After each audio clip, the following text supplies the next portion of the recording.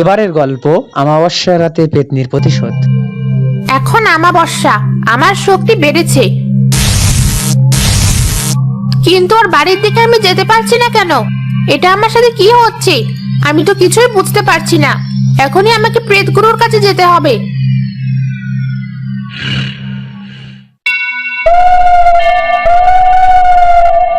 কিরে পেতনি, অমাবস্যায় তো তোর শক্তি বাড়ে, তাহলে এখন কেন তুই আমার কাছে এসেছিস?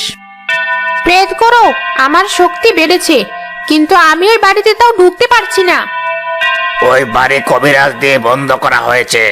তোর এই শক্তি নিয়ে ওই বন্ধ শক্তি পেরিয়ে তুই ঢুকতে পারবি না। তাহলে এখন আমার উপায় কি? এভাবে চলতে থাকলে আমি আমার প্রতিশোধ নিতে পারবো না।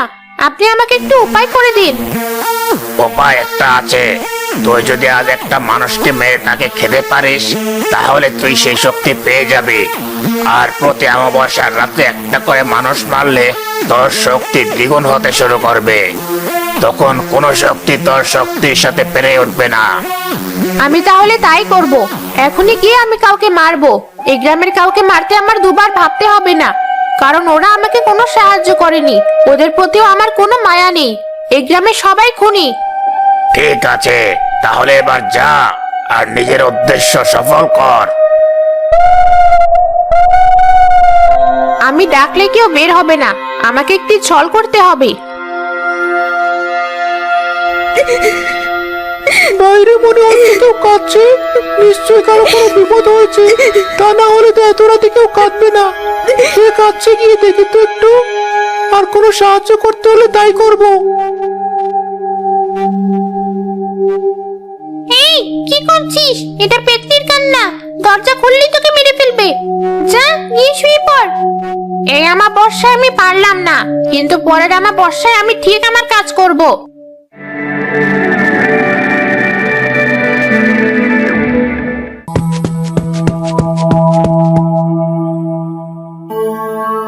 মা, এত তড়িঘড়ি করে সব গুছিয়ে ফেলছো কেন?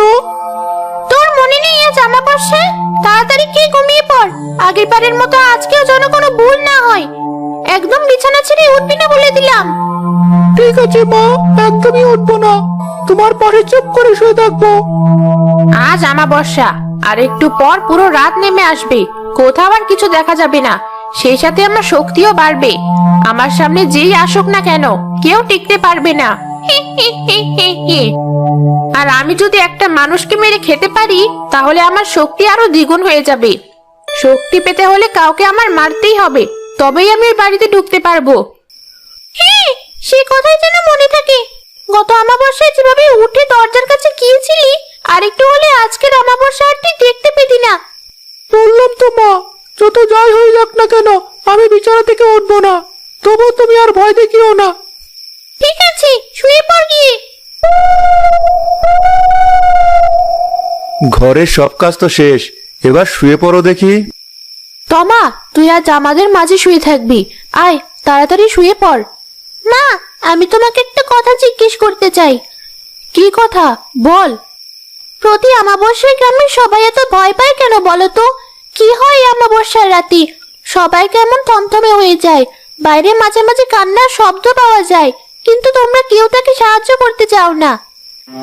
আবার এসব শুরু করলি তুই? এই মেয়েকে আমি কি করে বোঝাবো? তোকে হাজারবার বলেছি এসব নিয়ে কোনো প্রশ্ন না করতে, তবুও বারবার তুই এসব কথাই বলতে থাকিস। শোন মা, তুই ছোট মানুষ, তোকে এসব ভাবতে হবে না। তুই আমাদের কাছে সাবধানে থাকবি, তাতেই হবে। বাইরে কে কি করলো সে তোর জানতে হবে না। তুই এখন চুপ করে ঘুমা, আর আমাদেরও ঘুমাতে দে। ঠিক আছে, ঘুমাও তোমরা। মা বাবা তো কিছুই বলে না, আর তাদের এসব কথাই আমার মনও বলে না। প্রতি অমাবস্যায় কে কাঁদে তা আমার খুব জানতে ইচ্ছা করে। তার জন্য আমার খুব কষ্ট হয়। এই তো চারিদিকে অন্ধকার নেমেছে। আমি নিজের ভেতরে এখন আরো বেশি শক্তি অনুভব করছি। যাই, আজ চেষ্টা করি। কোনো একটা মানুষকে মারতে পারলেই আমি শক্তিশালী হয়ে যাব।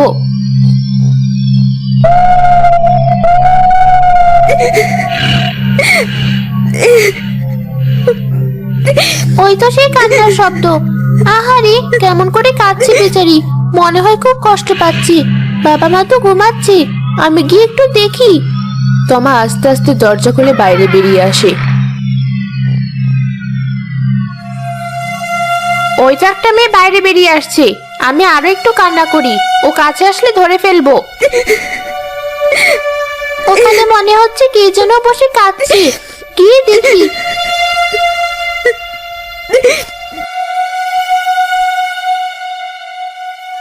কে আপনি? এই রাতের বেলা এখানে বসে কাঁদছেন কেন? মেয়েটাকে মারার আগে ওর সাথে একটু কথা বলি, মনে হচ্ছে মেয়েটার মন অনেক ভালো। আমি কাঁদছি আমার দুঃখে। তুমি এখানে কেন এসেছো? জানো না আজ আমাবস্যা, আর আমাবস্যার রাতে কেউ বাইরে বেরিয়ে এলে পেতনিটাকে মেরে ফেলে। হ্যাঁ জানি তো, আপনিও তো বাইরে আছেন। কই, আপনাকে তো মারিনি, তাহলে আমাকে মারবে কেন? আপনার কান্না শুনে আমার খুব মায়া লাগে, কিন্তু মা বের হতে দেয় না। আজ মা ঘুমিয়ে পড়েছে, তাই আমি চুপি চুপি চলে এসেছি।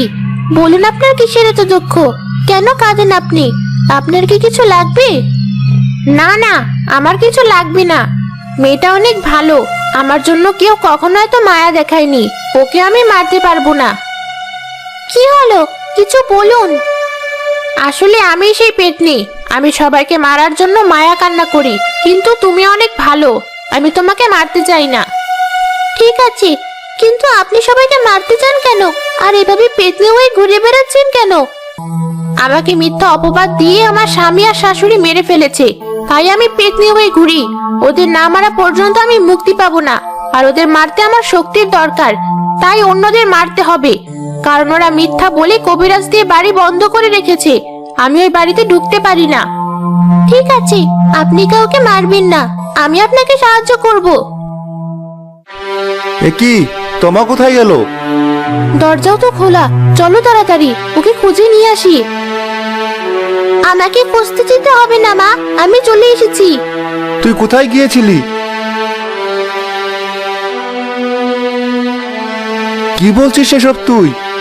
আমি ঠিকই বলছি, আমাদের উচিত ওনাকে সাহায্য করা আর অপরাধীদের শাস্তি দেওয়া। ঠিক বলেছিস, এখন ঘুমিয়ে পড়, কাল দেখা যাবে।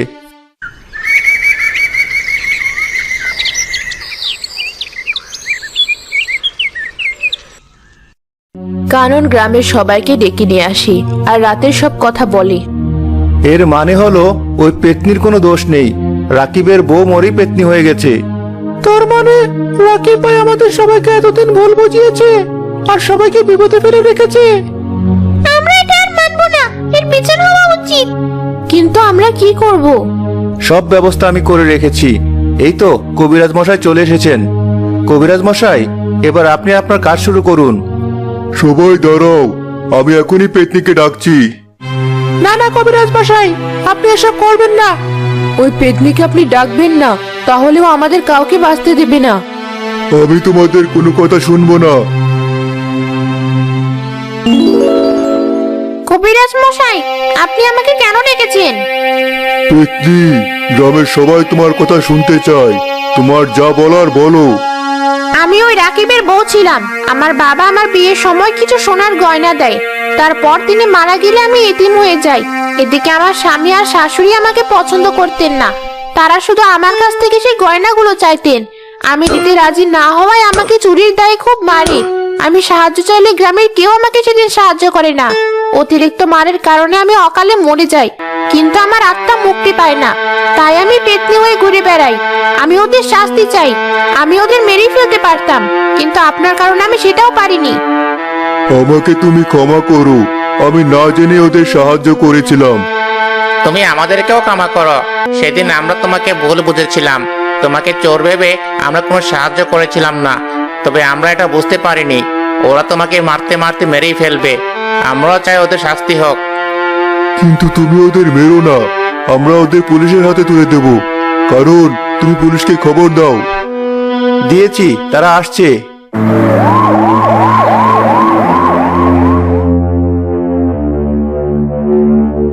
তোমরা কাজটা ঠিক করলে না। আমরা একদম ঠিক করেছি। কথা না বলে এবার জেলে চল, যে অন্যায় করবে শাস্তি তাকে পেতেই হবে। আমার আর কোনো আফসোস নেই, এবার আমি মুক্ত। তোমরা ভালো থেকো, আর কাউকে এমন কষ্ট দিও না, কারোর সাথে এমন অবিচার করো না তোমরা।